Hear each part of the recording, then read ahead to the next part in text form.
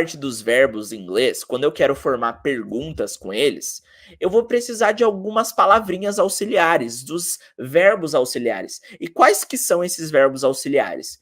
É o do, por exemplo, o does, o did. Então, quando eu vou formar perguntas no idioma, eu vou precisar utilizar esses verbos auxiliares para formar minha frase na interrogativa. Como assim, teacher? Vamos lá que eu vou te explicar aqui na prática, beleza? Vamos começar agora com uma frase normal, com o verbo work, tá? O verbo work é o verbo trabalhar, ok? Verbo trabalhar. Então eu posso dizer, por exemplo, ó, you work at the office. O que eu quis dizer nessa frase? Você trabalha no escritório. You work at the office. You work at the office, right? Ó, deixa eu só colocar aqui no Instagram para todo mundo ver. Ó, comenta eu quero para participar da minha imersão gratuita. Agora eu vou deixar fixado para todo mundo ver. Aí, perfeito. Então, ó, essa é uma frase na afirmativa, certo? No presente. Se eu quero formar a interrogativa dela, o verbo work, ele é um verbo normal, certo? Então, a única coisa que eu preciso fazer é acrescentar o do na frente. Olha só, do you work at the office? Então, o segredo para você formar perguntas em inglês, quando você está utilizando verbos normais, que são a maioria deles, né?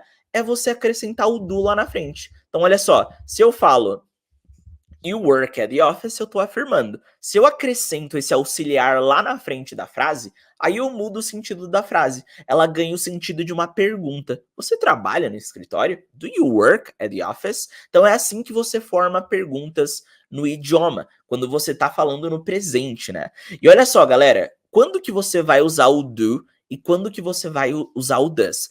Ambos você usa no presente, tá bom? Só que olha só, o do você vai usar com alguns pronomes e o does você vai utilizar com outros. Então, por exemplo, quando você está usando o pronome you, você, eu, I, nós, que é o we, né? Ou eles, que é o they, você sempre vai usar o do para formar as perguntas. Agora, quando você está falando da terceira pessoa, ou seja, ele, he, né?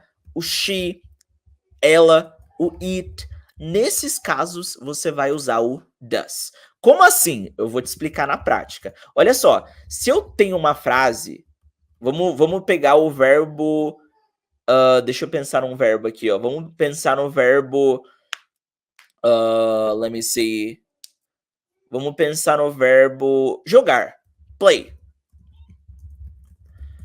Eu posso dizer na afirmativa, ó, she plays soccer every day. Ou seja, ela joga futebol todo dia. She plays soccer every day. É uma frase na afirmativa. Se eu quero perguntar, transformar essa frase para uma pergunta, eu vou colocar o does lá na frente. Does she play soccer every day? Então tá vendo aqui, ó, que eu acrescentei o does lá na frente?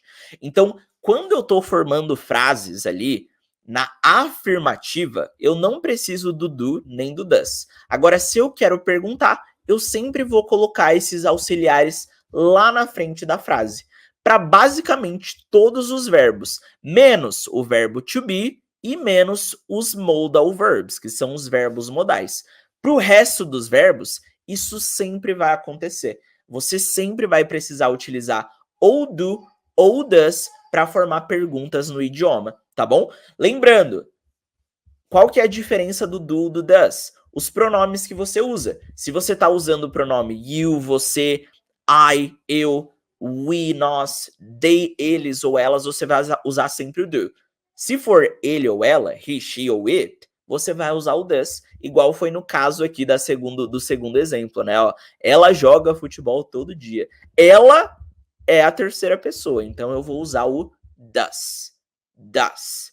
Galera, eu vou dar mais um exemplo aqui agora, beleza? Ó, one more example, porque de começo, às vezes, quando você olha isso aqui pela primeira vez, parece um pouco confuso. Você fica, meu Deus, que negócio estranho de does. Só que para você internalizar isso, para você conseguir realmente isso entrar na sua cabeça, você precisa ver mais exemplos, você precisa praticar.